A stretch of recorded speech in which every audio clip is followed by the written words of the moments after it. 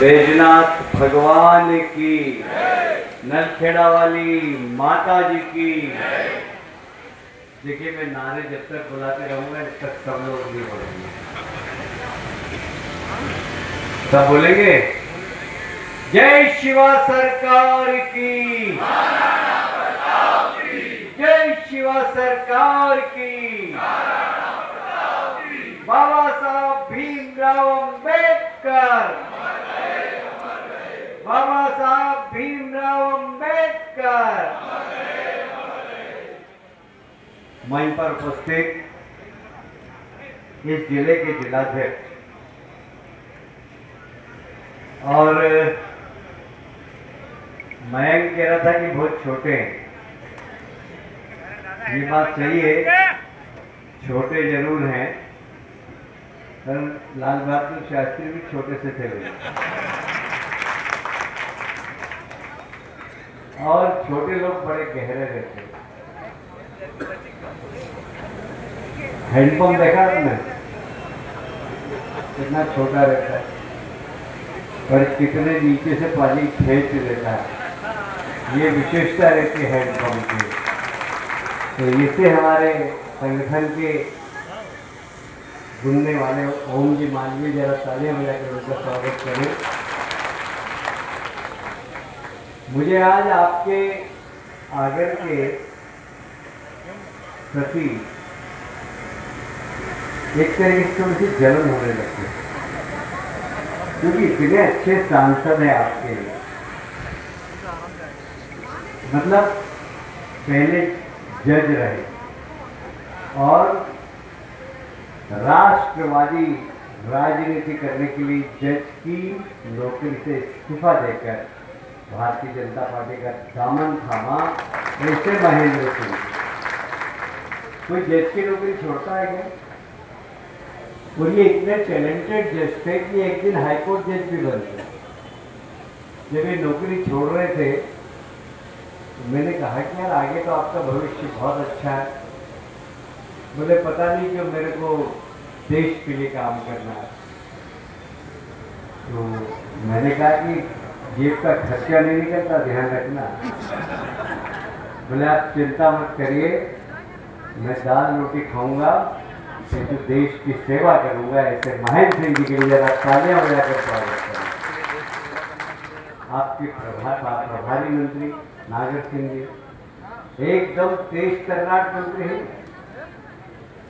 आपको पता नहीं अलीराजपुर में एक समय कितनी मारकाट होती थी। हमारे बहुत सारे कार्यकर्ताओं की हत्या हुई। मैं जब झाबुआ जिला और एक ही था अलीराजपुर, उसका एक दिन उन्होंने 18 हमारे कार्यकर्ताओं को जला के मार डाला। इसी कांग्रेस की दादागिरी। तो नागर सिंह एक वहां पर ऐसे बहादुर नौजवान निकले, न सिर्फ उन्होंने वहां की दादागिरी खत्म करी कांग्रेस की, बल्कि वहां पर कमल का झंडा गाड़ के बैठ गए। ऐसे नागर सिंह जी के लिए भी जोरदार तालियां हो जाए।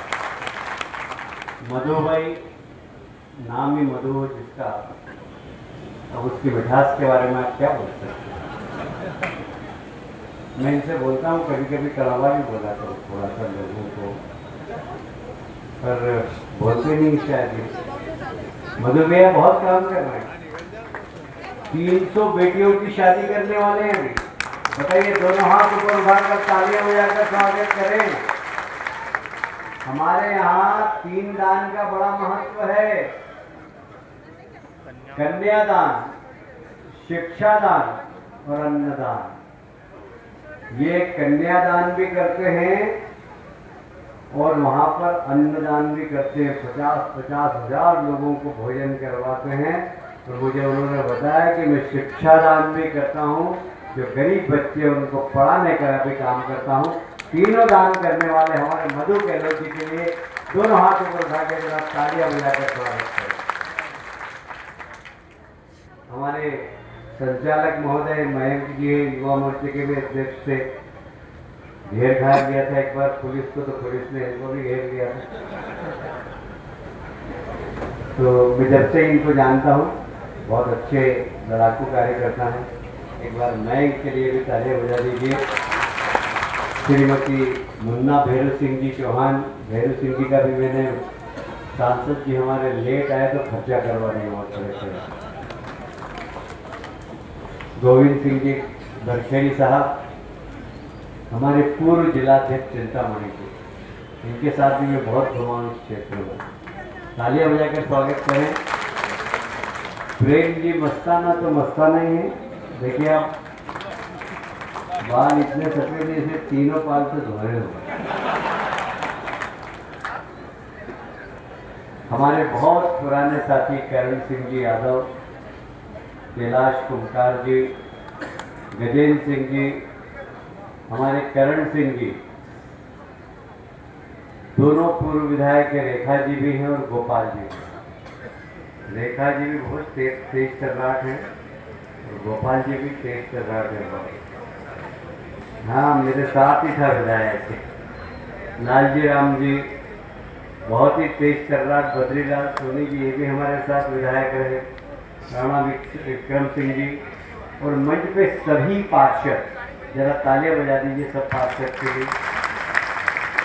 सभी समाज के अध्यक्ष हैं, उनको भी मैं प्रणाम करता हूं, उनके लिए भी तालियां बजा दीजिए। अब मैं जिस नौजवान का नाम ले रहा हूं, वो नौजवान ने आगर की तस्वीर बदलने का काम किया है और आज के इस कार्यक्रम के हीरो हैं। और निश्चित रूप से नीलेश जी के नेतृत्व में आगर भी नंबर 1 बनेगा, ये मेरा विश्वास है। एक बार नीलेश जी के लिए जोरदार तालियां बजाकर स्वागत करें आप। यहाँ उपस्थित आगर के शानदार नागरिक बंधुओं और मेरी आवाज जहां तक जा रही है, सभी मातृशक्ति के चरणों में प्रणाम करता हूं। मुझे बहुत प्रसन्नता है, मैंने बहुत सारी प्रतिमाओं का उद्घाटन करने का मुझे सौभाग्य मिला। मैं वो सौभाग्यशाली व्यक्ति हूं कि बाबा साहब अम्बेडकर की जन्मभूमि पर जो स्मारक बना है, उस समय मैं पीडब्ल्यूडी मिनिस्टर था, मुझे मिला मौका, वो मैंने बनाया है। वो सौभाग्य भी मुझे मिला था। मैंने बहुत सारी बाबा साहब अम्बेडकर की प्रतिमा का भी उद्घाटन किया। एक बार शायद नलखेड़ा में भी प्रेम राठौर जी ने करवाई थी, प्रेम मस्ताना जी थे। पर मैंने जिंदगी में पहली बार दोनों महान नेता राणा प्रताप और बाबा साहब अम्बेडकर की प्रतिमा का एक साथ उद्घाटन 1 घंटे में किया हो, ये मेरे लिए पहला अवसर। मुझे सौभाग्य दिया नीलेश जी ने, मधु जी ने और यहाँ की पार्टी के सब नेताओं ने, सांसद जी ने।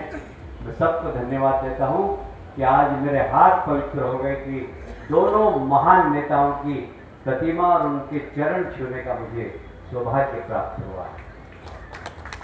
देखिए, भारत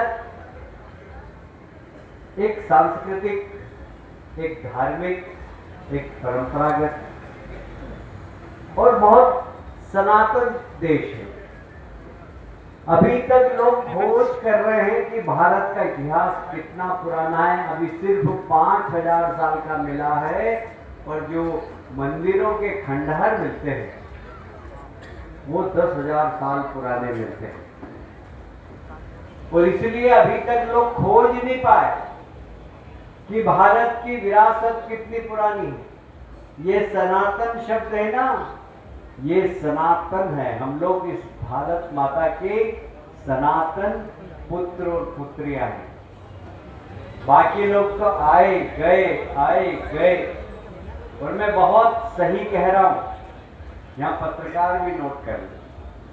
हमारी परंपरा, हमारा धर्म ग्रंथ, हमारे ऋषि मनीषी बहुत महान थे, वैज्ञानिक थे।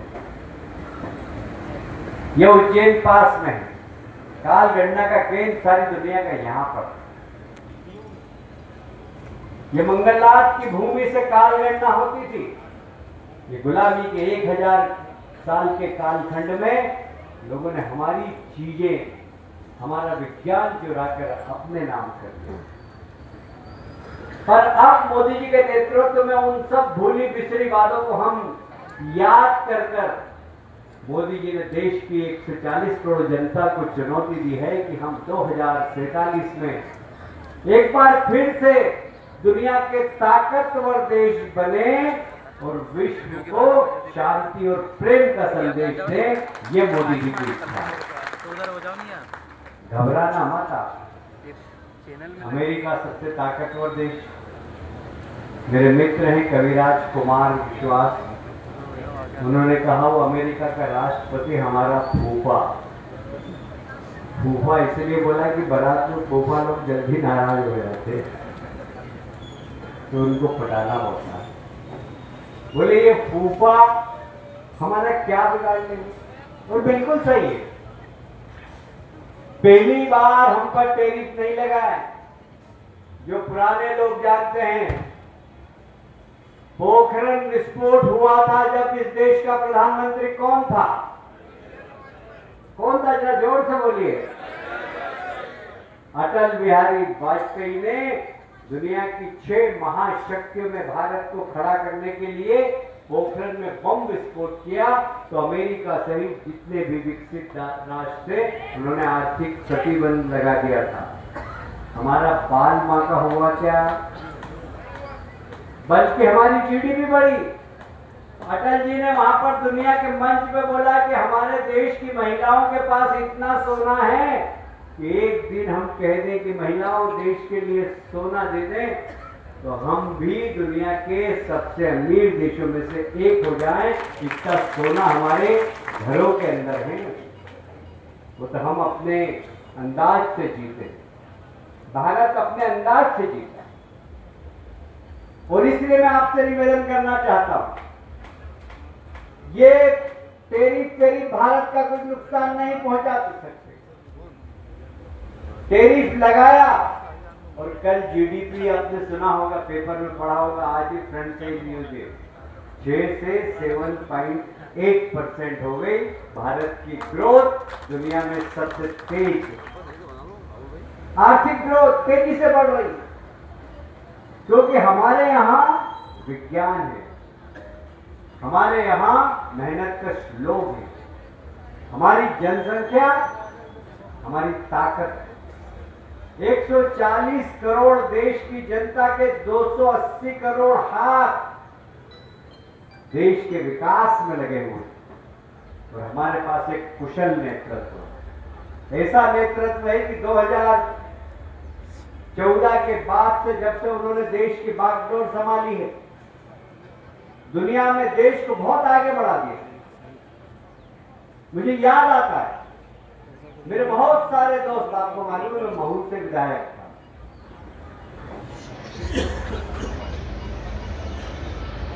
महू से विधायक, वहां सेना के लोगों से बहुत मिलता था। सेना में एक निराशा का भाव, क्योंकि पिछली सरकारों ने उनकी आवश्यकताओं की पूर्ति नहीं की। यहां तक कि -45 डिग्री में पहनने के लिए जूते नहीं थे उनके पास, और गैंग्रीन हो जाता था उनको। और हमारे बहुत से सैनिक सिर्फ बीमार होकर अपने प्राणों की आहुति देते। ये पहले प्रधानमंत्री हैं। हम सब लोग दिवाली अपने घरों में मनाते हैं। हमारी माताएं बहनें चकली बनाती है, बेसन की चक्की बनाती है, बेसन के लड्डू बनाते हैं, अनार से बनाते हैं। हम सब लोग अपने परिवार के साथ दिवाली मनाते हैं। पर हमारे देश का प्रधानमंत्री दिवाली कहां मनाता है मालूम है आपको? कहां मनाता है? देश की सीमा पर जाकर, और वहां पर कहता है कि जो हमारे सैनिक भोजन करेंगे वही भोजन मैं करूंगा। और सैनिकों से सीधी बात करते हैं कि क्या चाहिए तुम्हें, बताइए क्या चाहिए। अभी 4 दिन पहले राजनाथ सिंह जी आए, महू में 24 घंटे उन्होंने सेना के अधिकारियों के साथ बिताया। बताइए क्या कर सकते हैं हम? हमें दुनिया की ताकतवर सेना बनना है। हमें कहते हुए गर्व कि भारत दुनिया की 4 सेनाओं में सबसे ताकतवर सेनाओं में से एक भारत की सेना बनाने का काम नरेंद्र मोदी जी ने किया है। उसका परिणाम था कि ऑपरेशन सिंदूर में सिर्फ 22 मिनट में आतंकवादियों के सारे ठिकाने नष्ट करके हमारे नौजवान वापस आ गए, किसी को खरोच भी नहीं लगी। ये तकनीकी हमारी विशेषता है। भारत बहुत आगे बढ़ रहा और इसलिए हमारे देश के प्रधानमंत्री ने अपेक्षा की है 140 करोड़ लोगों से, और मैं भी उनकी बात दोहराना चाहता हूं। आज भी उन्होंने मन की बात में कहा कि डरने की जरूरत नहीं, सिर्फ हम एक संकल्प लें, स्वदेशी अपनाएं। पूजा की सामग्री भी विदेशों से आ रही, मूर्तियां भी विदेशों से आ रही। हम देखें खरीदते वक्त कि भारत की बनी हुई चीजें ही हम खरीदें। स्वदेशी एक बहुत बड़ा हथियार है दुनिया से लड़ने के लिए, दुनिया से आर्थिक युद्ध लड़ने के लिए। दो प्रकार के युद्ध होते हैं, एक मशीन गन से होता है और दूसरा आर्थिक जगत में हमारी नीतियों के कारण। आर्थिक जगत का युद्ध हमें जीतना है दुनिया से, और इसलिए जरूरी है कि हम स्वदेशी अपनाएं। हमें स्वदेशी सामान खरीदना है। हमें गर्व है कहते हुए कि मैं 40 साल से राजनीति कर रहा हूं और इन 40 वर्षों में मैंने बहुत सारे प्रधानमंत्री देखे, पर देश के लिए जीना और देश के लिए मरने वाले दो ही प्रधानमंत्री देखे मैंने। एक अटल बिहारी वाजपेयी थे और एक नरेंद्र मोदी। हम सौभाग्यशाली हैं कि उनके युग में जी, और इसलिए मैं आप सबसे निवेदन करना चाहता हूं, तुम्हें समझ में नहीं आ रही। जो विकास आगर का हो रहा है वह सारे प्रदेश का हो रहा है। हमारे यशस्वी मुख्यमंत्री डॉक्टर मोहन यादव बहुत छोटी छोटी चीजों पर ध्यान कर रहे। अभी मैं आ रहा था, मधु भाई ने बताया कि यहाँ पर MSME का बहुत बड़ा एक इंडस्ट्रियल एरिया बन रहा है, जहाँ इन्वेस्टमेंट भी आ गया। एक दो फैक्ट्री तो आपने निवेश नहीं डाली है, वहां बहुत सारी फैक्ट्रियां डल रही हैं और 300 से ज्यादा उद्योग आ चुके हैं, वहां MOU हो गए हैं और 2 बड़ी फैक्ट्रियां भी लग गई है, जहां स्थानीय लोगों को रोजगार मिलने का काम चालू हो गया। ये डबल इंजन की सरकार का कमाल है, और इसलिए आगर के विकास को, आगर की प्रगति को कोई नहीं रोक सकता। बहुत छोटी छोटी मांग कर रहे हो तो हम सब पूरी करेंगे, आप चिंता मत करो। अभी हमारी सरकार को 2 ही साल है, अभी 3 साल बाकी है, और 3 साल में आप चिंता मत करिए, एक ब्रिज का 2-4 ब्रिज की जरूरत पड़ेगी तो वो भी दे देंगे। आज एक भी नहीं देंगे। पर मैं इतना ही कहना चाहता हूं कि हमने विकास किया।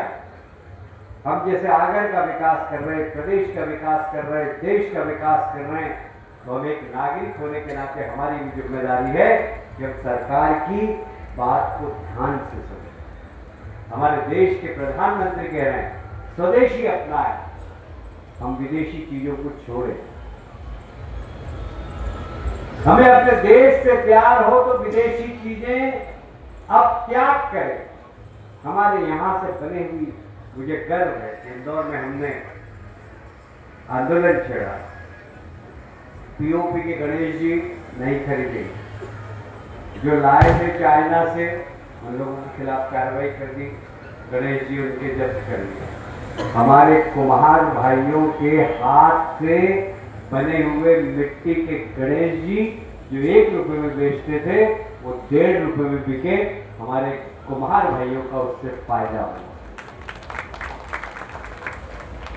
हमारे इंदौर में एक आंदोलन से एक समाज, एक विशेष वर्ग को कितना लाभ है, और इसलिए आज के इस महान कार्यक्रम में जहां 2 महान विभूतियां, बाबा साहब अम्बेडकर और महाराणा प्रताप, मुझे बस एक ही दुख होता है कि अंग्रेज के गुलाम इतिहासकारों ने जिस प्रकार इतिहास में लिखा कि भाई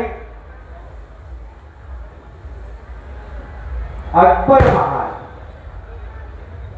अरे अकबर महाने की महाराणा प्रताप महाने में आपसे पूछना चाहता हूं, इतिहास के पन्नों में महाराणा प्रताप महान होना चाहिए कि नहीं होना चाहिए? और इसलिए आप सब प्रधानमंत्री जी को एक चिट्ठी लिखे, इतिहास के पन्नों में महाराणा प्रताप को महान क्रांतिकारी और देश के लिए समर्पित राजा का खिताब मिलना चाहिए, इतिहास के पन्नों में लिखा जाना चाहिए। बाबा साहब अम्बेडकर बहुत ठोकरे खाई, कांग्रेस ने वोट ठगा, एक बार नहीं दो चुनावों में पंडित जवाहरलाल नेहरू ने खुद रुचि लेकर उनको सांसद नहीं बनने दिया। आपको जानकर आश्चर्य होगा, जब मुंबई में उपचुनाव हुआ था तो उसका संचालन राष्ट्रीय स्वयंसेवक संघ के कार्यकर्ताओं ने किया। बाबा साहब के प्रति इतना आदर था और इसलिए इन महान नेताओं की प्रतिमा जब लगती है तो छाती फूल जाती है और इनके जीवन से प्रेरणा लेने की इच्छा हो जाती है। तो मैं नीलेश जी और पूरी नगर पालिका का अभिनंदन करता हूँ, आप भी तालियां बजाकर जरा स्वागत करें। और मैं अरे हाँ यार, इससे ज्यादा भी मांग लेना तू तो यार, कौन मना कर रहा है? आगर कानड़ सब में दे दूंगा। मालवा का नेता हूँ यार, मालवा में अगर विकास नहीं कर पाऊंगा तो मुझे मंत्री बनने का कोई अधिकार ही नहीं है। तो मैं इस अवसर पर आप सबको बधाई देता हूँ और ये विश्वास दिलाना चाहता हूँ कि हमारे देश के यशस्वी प्रधानमंत्री नरेंद्र मोदी जी, अरे हाँ यार, छोटी छोटी बात मत करो।